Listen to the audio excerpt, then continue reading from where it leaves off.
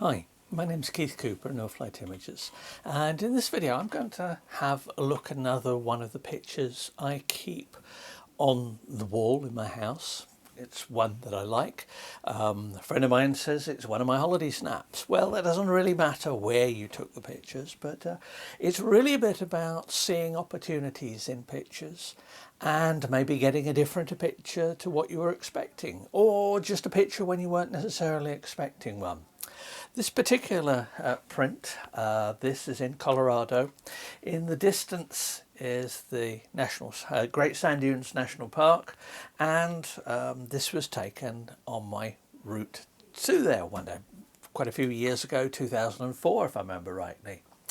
Now, the camera was Canon 1DS, the original 11 megapixel full frame. The lens I used for this was the 70 to 200 f2.8L IS, so an image stabilized lens. It's the original version. It was a very good one, and in fact I still use it. It's perfectly adequate for what I need. I don't need to spend money on a new version of it, but it even works with some vignetting.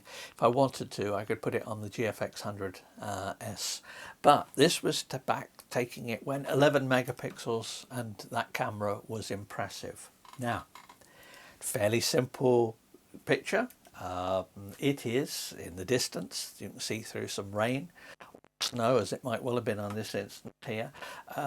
You're looking here at some cottonwood trees. This is in April, if I remember rightly, and so the first flash of greenness is starting to appear on some of the cottonwood trees, and there's sagebrush in front. Now that gives the colours of it that I like for it.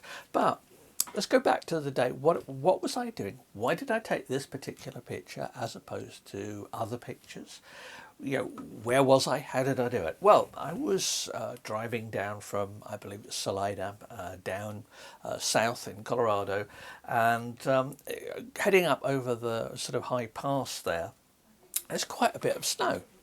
In fact, it snowed heavily overnight, and the snow wasn't going to last around. That time of year, this is April in Colorado, snow can appear, snow can go, you can get hot weather, you can get cold weather, so it's quite a range of weathers you get. But I was driving around. This was in fact the first time I decided to go away and do a long photo trip abroad. So this was driving around Colorado. I've been to Wyoming, various other places. I spent about a month or so driving around, and it was partly to explore using the camera. It was still fairly new to me. I was only just deciding to take up doing photography professionally. Now, I keep all my raw files, which means that the versions I'll show you here have been processed in Camera Raw. For these files, the 1DS files, they are quite noisy.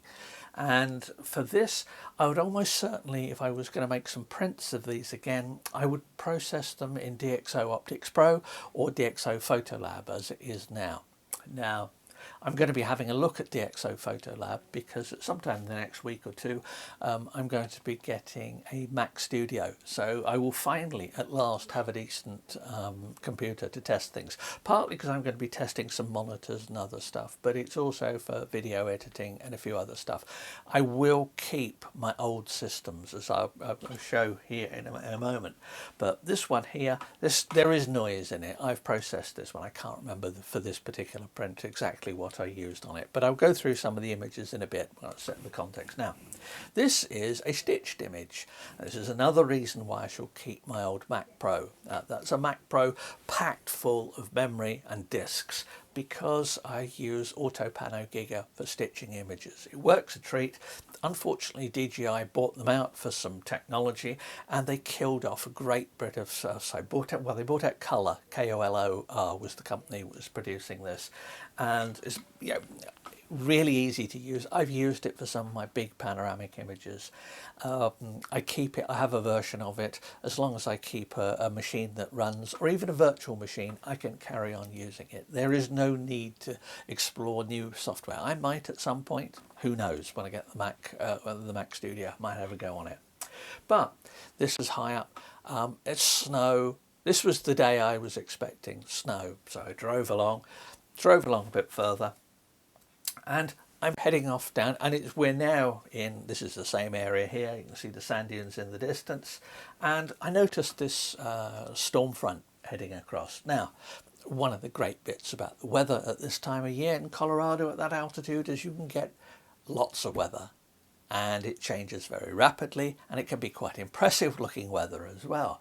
But anyway, this is the first shot. I stopped. I was driving along a relatively small road, and I saw this and stopped. There's no traffic for miles, you know, the small. So I'm looking out the window, and this typifies my not traveling too far to take a photo. So anyway, I'm looking through the passenger window here, long lens, image stabilized, don't need to worry about it. I've got a picture. Yeah, it's great. I've got the picture, the bit I wanted, the storm front. I've got the distant mountains, I've got the snow on them, but it's just not that interesting in a picture. And I look about and I see that perhaps a few hundred yards away, there is some cottonwood trees. So I slowly, it's an automatic, the car, I slowly drive along with the window down until the car is lined up with the cottonwood trees and the storm front and the bit in the distance, and I've got this shot. So I've not even bothered walking from here to here. I've driven it. In fact, I've not even got out of the driving seat of the car. There's no traffic around. It is empty around here, and the picture is that one that I took. I thought, yeah, that looks reasonable. I think I've got the idea I want. Let's move a little bit more, try another one. And there is a second picture I took not long after that one there. So I've got these pictures. I took another one or two as well, so, but they're virtually the same as this. Why did I pick this one and not this one to make the print from? It is quite subtle aspects of structure in the image. And when I take pictures of dynamic weather, I always take lots of pictures. I'm looking for the right look for the cloud.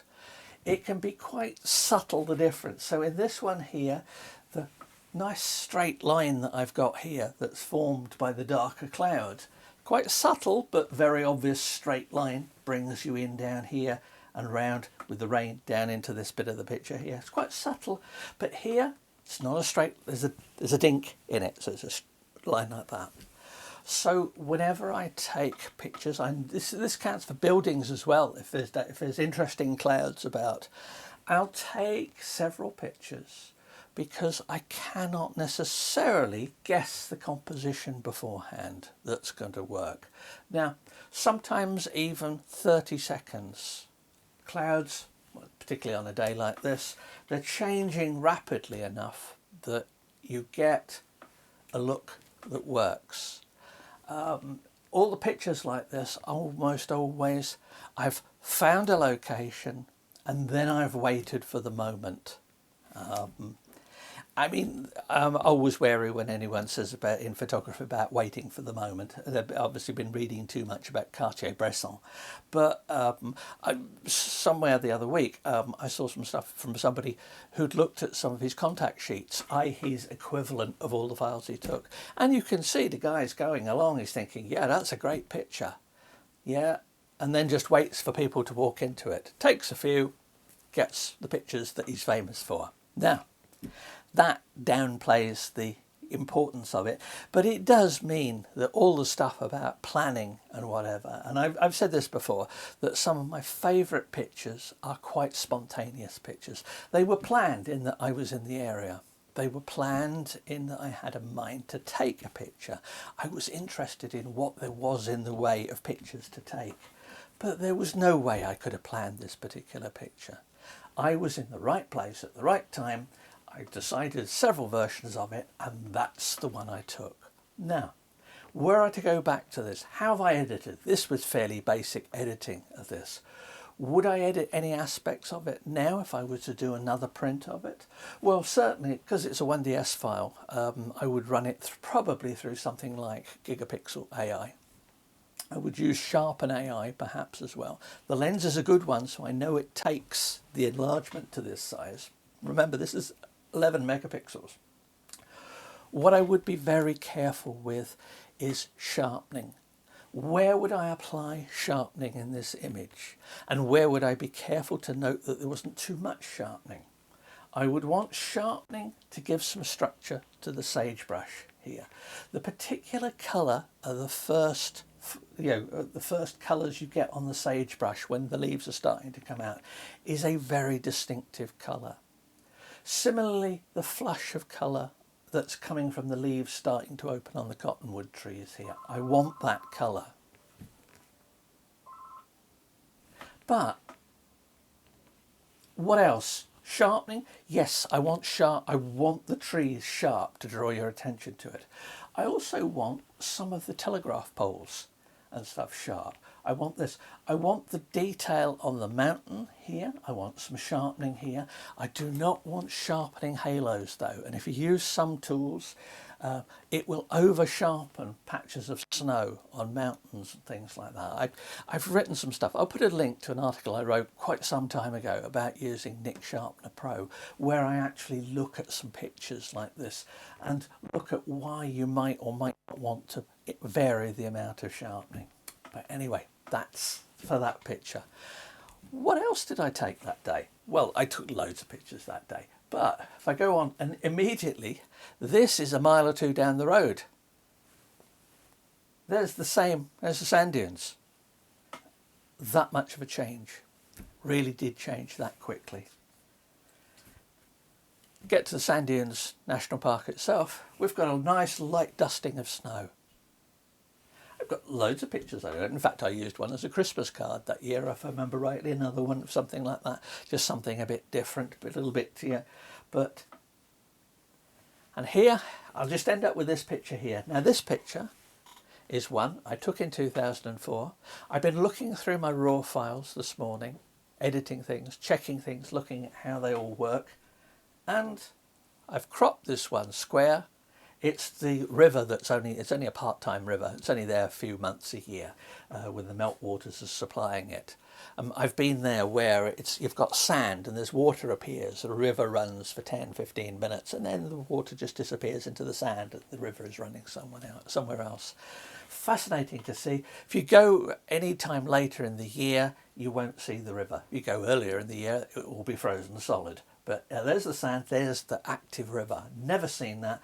Absolutely fascinating from my point of view as a geologist in the past, is looking at the geology of this and, you know, why have we got this here? What's happening? But then that's just a photograph I looked at. I've never looked at this one seriously, just did this one this morning.